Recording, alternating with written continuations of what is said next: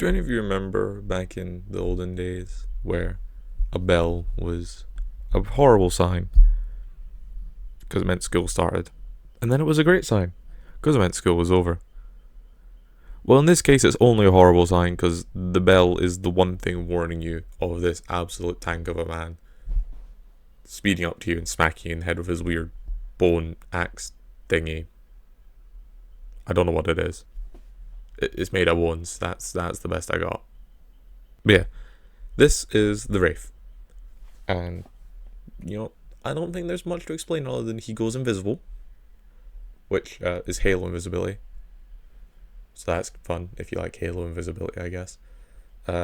He's the first stealth killer that was in the game, and his perks. One of them's really good. One of them's why is it there, and the other one is literally a waste of space. So yeah, let's just get into them now, I guess. First up, Predator. What you basically can't lose, survivors, if you so desire. And now for the two absolutely fucking useless perks I don't like at all. I really don't like these, Bloodhound and Shadowborn. Bloodhound basically just makes pools of blood brighter, and Shadowborn means you get blinded to get faster. Oh, and another thing I forgot to say, the add-ons I was using are uncloaking speed and movement speed while cloaked. Just realised I forgot to put that in the intro. So, my bad, y'all, my bad. But those aren't the best add-ons for Wraith anyways, so it doesn't matter that much. But anyways, enough waffling. The basics of Wraith is to do this. Stay cloaked, find scratch marks, and then find your first opponent. As you can see here, body block the survivor from the pallet, and then when they try and run around, you get a little speed boost, so you want to try and abuse that. I did end up getting pallet stunned here, but, we move. Problem is they also tried dumb teching me. Dumb tech is where a survivor stuns you with a pallet, and then vaults over it. But the problem is, even while you're stunned, that's very audible, so you just know to turn around and there they are. Unless they've got life, I think, is the only thing that can save them, or the Lara Croft perk that increases vault speed a lot. Those are the only two ways they'll be safe. I don't know why I dropped that pallet. That was a really dumb pallet to drop, and especially a weird dumb way to run, because it meant you basically know which way he's going to go. And as you can see, that's some easy value right there, because he left the chase, which means he gets seen. I forgot that perk's called, because I'm recording the voiceover for the game before I record the intro and the outro, so technically I've already lied about forgetting to put that in, but oh well, we move. I think it's called Predator, that one. I don't know. But yeah, as I say, this is literally just the gist of it, is you want to uncloak, chase after them with speed, and yeah, he went in a corner, which was really unlucky for him.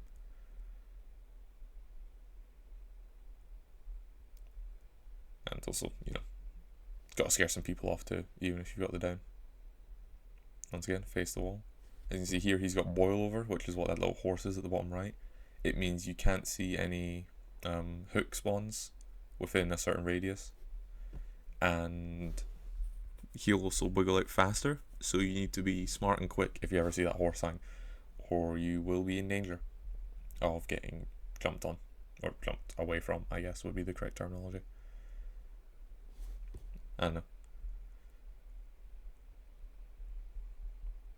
I really thought I was going to jump scare someone there, didn't I? What a silly Billy, oh my days. But she did end up running into me, so that's on her. And I would like to point out, Wraith naturally, when he's cloaked, is sort of Halo invisible for any of my older players who played Halo. Yeah, I didn't mean to fall there. That was a oopsie whoopsie. But yeah, for any of my Halo fans from back in the day, yeah, he has that sort of, you can still quote unquote see him, he's just not fully visible. Yeah, she just got really unlucky when she left the pallet as soon as I showed back up, so that's unfortunate for that Sable. But he has no terror radius and no red light. That was also a bad pickup because I almost got blinded.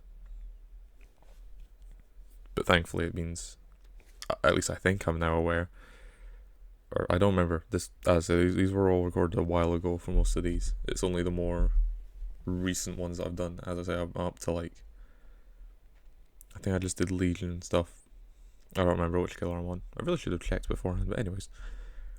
The joys of making a misinformed video while trying to make an informative video.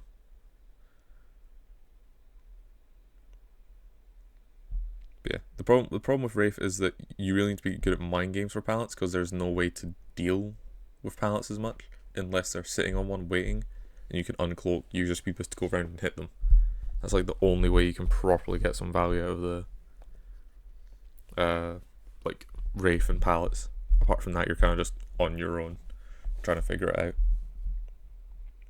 But anyways, this game was off to a really good start, thankfully. Wraith was my first main back in when I started first playing. I really played a lot of Wraith, so I kind of still know what I'm doing with him, even though I'm not using the best add-ons, because I will get onto his best add-ons at the end of the video, as you know, same with the Trapper one.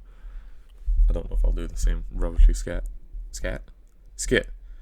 Definitely not a scat. There is no scats. Jesus. Anyways, yeah. Again, the basics of it is just you run, you chase people. It's not the most fantastic killer. Yeah. I don't know, maybe if you were good enough you could find a way to do that. That blind was annoying, but the Wraith has a really bad perk. I'm gonna say it. He's got a perk called, I believe it's called Shadowborn. It's the green one there. You get haste when you're blinded. Why would you want that? That's so silly. Who wants that? It's actually such a horrific perk. I hate it. Like, what good is it? Because like you can't even compare it with Lightborn, which stops you from getting blinded. Like, that's what I mean. It's like, why does this perk exist? You've got to literally be blinded before you can get haste. I want to say I deliberately missed that hit. I'd be lying, but you know, we move.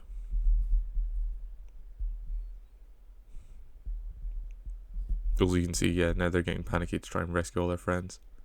This is where any killer can really just cook. But as you will see in a later video, I'm telling you now, if you're watching this, wait for the Legion video. The Legion video goes crazy with this because of one perk that he's got. Also, don't worry that the sable's glowing white. That's because of the survivor perk. I believe it's called reassurance or something. Basically, you pause the struggle timer. So yeah, that's another thing as well I'd recommend as a killer, is you've got to learn survivor perks somewhat. Learn like the basics and the most used, and that will definitely help your gameplay in the long run. Yeah, they actually have started getting gens done. I took a stun here. When you're cloaked as a Wraith and get stunned, it takes longer for you to get back up, so I would always try your best to avoid getting stunned, because it sucks big time. I don't know what else to say on it. It sucks big time. And yeah, she should have dropped that. She might have gotten the stun on me beforehand, but she didn't, and I think that was her dead. So, per Sable, she tried. I don't know if there's any other fancy techs or anything I can tell you about Wraith. I think we've hit that point again where it's like, yeah, there's just some time left, and I've gone over to the basics of the killer, so just watch the gameplay. I don't know. I feel bad just chucking music over it again though, because finding music can be a bit iffy. We'll go with.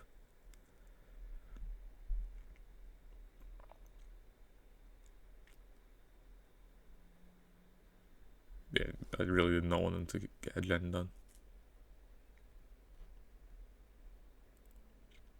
And of course, the more you keep them injured, the more time they have to spend either healing or running about injured, which is where an M1 killer like Wraith can just one shot, technically, because, you know, they take one swing instead of two. So it's technically a one shot. And fun fact, if you're on this map, never go in this room if a killer's chasing you. For that will happen. Yeah, there's only one exit of that room.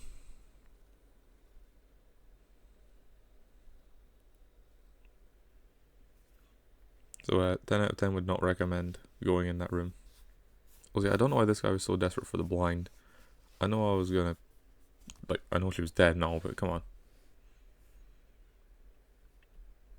I don't think if the survivor has a flashlight and they're trying that. See, he did it too.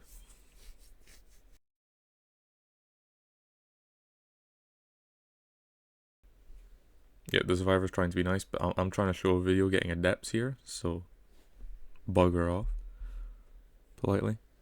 And this is where I kind of dragged out the game a bit longer than necessary. There was no hooks nearby enough for getting someone with boil over to them. And also running into walls doesn't help. Usually there could be a hook spawn in there, but I didn't even make it to there in that time. I don't know why I went back in this room. But yeah, the smart choice would have just been go pick up the David, since he obviously doesn't have boil over, and that means we could get the David gone, which made my life so much easier. See, I knew I'd think smartly eventually, but the problem is he doesn't die on hook, whereas the other guy I'm pretty sure does die on hook, which is probably why I went for him in the first place. Yeah, he hadn't been hooked once,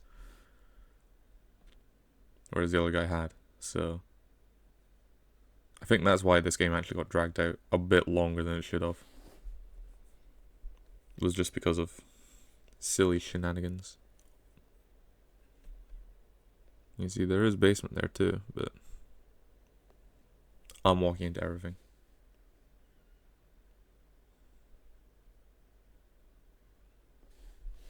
But thankfully, if I'm correct, this is what makes my life so much easier, is he goes for a rescue.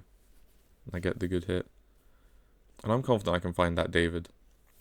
Whereas this guy could have anything that gets him up, because he seems to be running a build that's all about getting away from the killer once you're dead. I don't know why I went in there, that was silly. But yeah, now it's just as usual. David's the last one. Find him before he finds Hatch. There he is. Gotta bonk him. And there you go. That's the Adept Wraith. Nice and simple.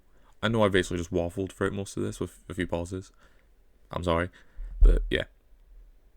Also, can we get some updated killer animations for the older killers? It's a bit boring, isn't it?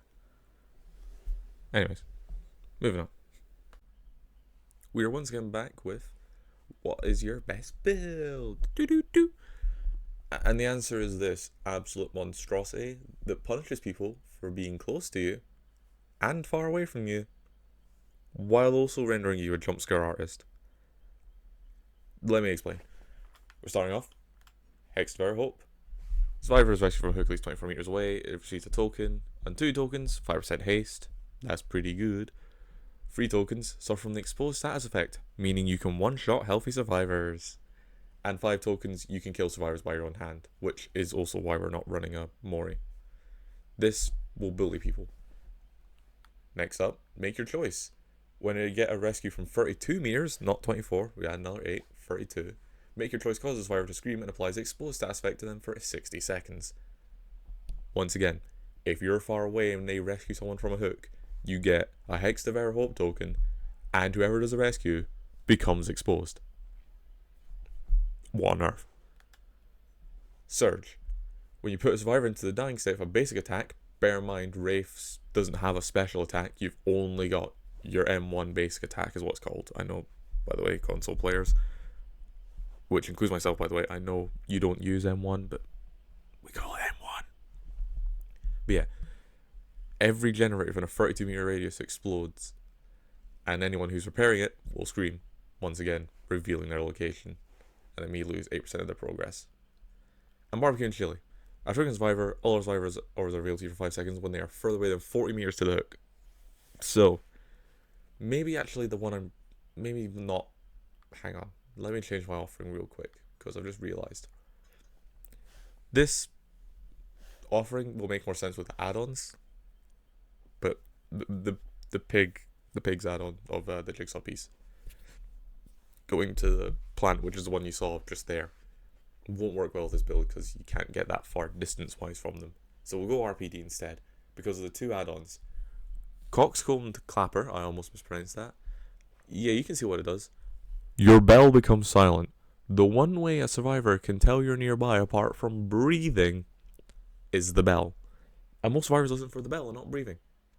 So if they can't hear the bell, you're gonna jump scare them. So many damn times. And all seeing blood, which unlocks your aura reading ability. And while you're cloaked, anyone within 8 meters of you can be seen, which is why you can absolutely jump scare living daylights out of people by hiding behind a doorway, doing your bell, run around, grab them. And I was gonna say do any indoor map, maybe not anyone, like maybe not the smallness of the Gideon plant, like meatpacking plant. So we'll say RPD, because RPD is a massive map. You can hook someone, go away, find someone else using barbecue and chili. Then you get your triggers for the other 2 perks. Then you go down them. Sorry, guys, it's basically just a non-stop cycle of you're going to bully them. You will need to protect your Hex of Our Hope, because as soon as survivors realize you've got that, they will be hunting that down. So you need to be very careful, because unlike the Hag who's got the perk who can teleport, you'll see me get a lot of value out of it when that game happens. Wraith doesn't have a teleporting ability, you just gotta be really fast. And hope you get a good totems one. But yeah, that's the build. Thank you all for watching, hope you all enjoyed if you made it this far. Next up will be the Hillbilly.